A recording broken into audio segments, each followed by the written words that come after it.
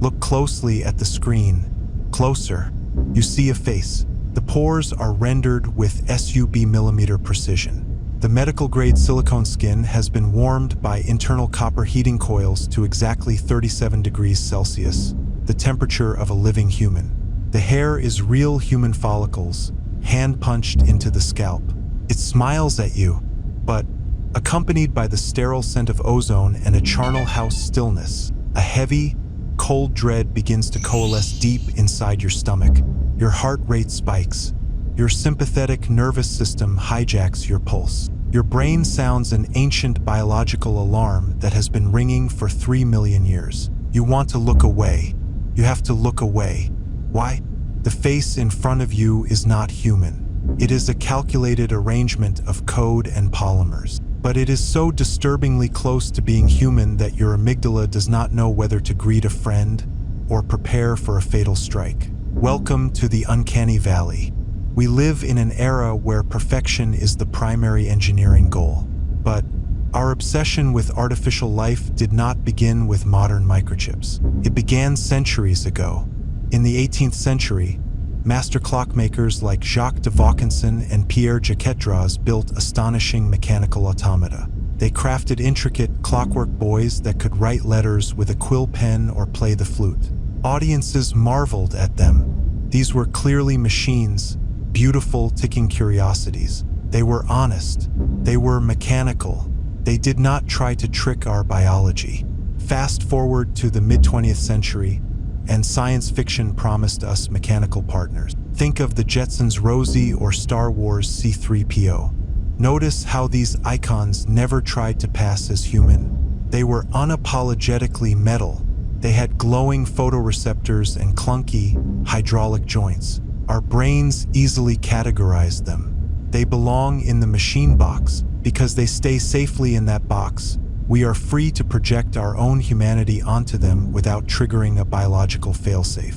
We find them charming, but as engineering advanced, our hubris grew. We assumed that making these creations look more human would make us love them more. We were wrong. In 1970, a Japanese roboticist named Masahiro Mori published a revolutionary thesis in Energy magazine. He mapped out human empathy toward artificial objects on a strict mathematical graph. On the bottom left, we have the industrial robot arm. It is cold, mechanical, and honest. We feel nothing for it. Move further up the curve and you find the toy robot. It has 2 oversized lenses for eyes and a painted smile. We think it is kawaii, cute. We feel a flicker of affection. Keep moving up and you find sophisticated humanoid robots. They have distinct limbs and a recognizable face. Our empathy rises. Therefore, the logical progression suggests that if we make a robot that looks exactly like a human, our empathy should reach 100%. But Mori found a cliff. Right before the point of total human realism, human empathy does not just stall. It completely collapses. It falls off a steep, jagged cliff into a dark, terrifying abyss of visceral repulsion. Mori called this abyss the Uncanny Valley, and it is not just a mild dislike. It is a crawling, skin-itching horror. The moment an engineer stretches translucent synthetic skin over a titanium skull, the moment they embed glass eyes and program the orbicularis oculi muscles to simulate a smile, the object escapes the machine box. It attempts to invade the box labeled human. At that moment, your brain subjects the robot to the most rigorous, unforgiving inspection process in nature. A true human is judged on thousands of micro-expressions per second. We look for microsaccadic movements, those tiny, lightning-fast twitches of the eyes that signal life. We look for subsurface scattering, the way light penetrates the skin, bounces off the dermis, and reflects the blood vessels underneath. This gives the human face its glow. Without it, the skin looks like gray, stagnant clay. If a machine fails even one of these microscopic tests, it is instantly expelled from the human category. It is banished to the shadowy realm of the uncanny. This transition from mechanical to digital brought new horrors. Think about the early 2000s and the movie The Polar Express. The creators used groundbreaking motion capture technology. They wanted to create the most realistic digital children in cinema history. But audiences left the theaters deeply disturbed. Children cried in the aisles. Critics called the characters dead-eyed zombies. Why? Because while the skin looked real, the eyes did not track light with organic fluidity. Your brain registered them not as playful children, but as animated corpses. Your brain is the most advanced pattern recognition machine in the known universe. For millions of years, your ancestors survived because they could instantly identify a healthy, safe member of their own tribe. Let us examine the data. Imagine a highly advanced android sitting across from you. It speaks with a flawless, melodic voice, but its eyelids blink a fraction of a second too slow. Its neck rotates just 2 degrees further than a human spine should allow. Your conscious mind might not even notice the error, but your subconscious takes over. The brain receives conflicting telemetry. One system says, "This is a human, engage in social bonding." Another system screams, "This object is moving like a puppet, prepare for combat."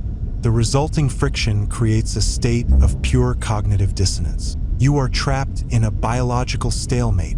Today, the stakes are astronomically higher. We have evolved from the mechanical clockwork of the 18th century, past early CGI, and straight into the era of neural network-driven deepfakes.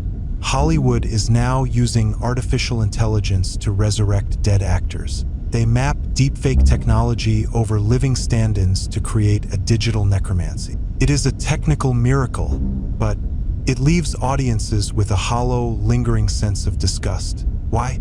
Because the machine can replicate the bone structure, but it cannot replicate the Duchenne smile, the involuntary contraction of the muscles around the eyes that signals true joy. It is a ghost trapped in a pixelated shell. This is where the true horror begins. We are not just talking about bad animation. We are talking about human survival. The Uncanny Valley forces us to ask a terrifying question. If our brains possess a hardwired, instinctual alarm system designed to trigger when we see something that looks almost human but isn't, what exactly were our ancestors running from?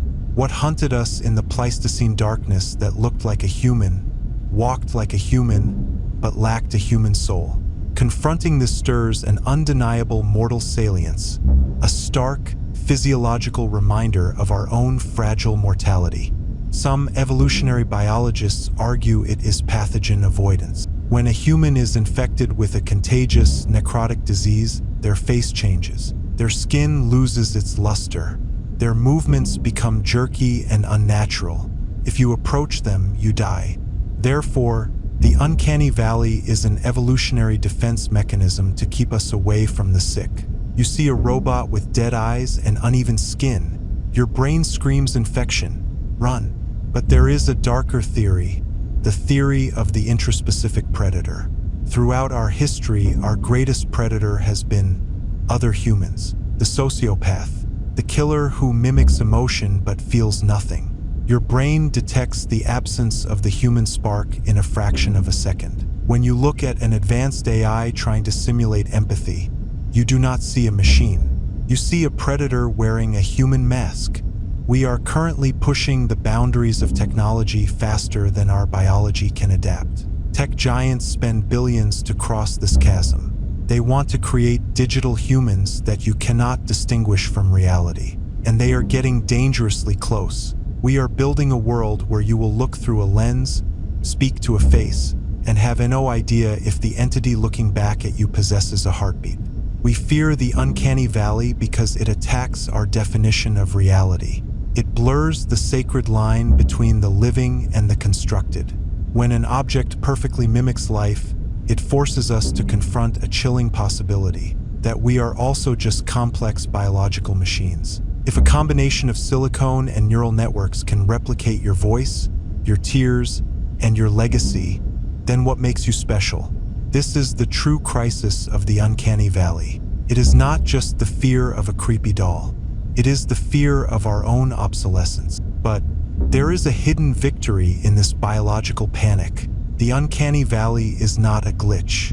It is a masterpiece of human preservation. Every time you feel that cold shiver when looking at an AI-generated face, that is millions of years of human triumph echoing in your genetic code. It is your ancestors standing guard over your humanity. We must stop viewing the Uncanny Valley as an engineering bug to be fixed.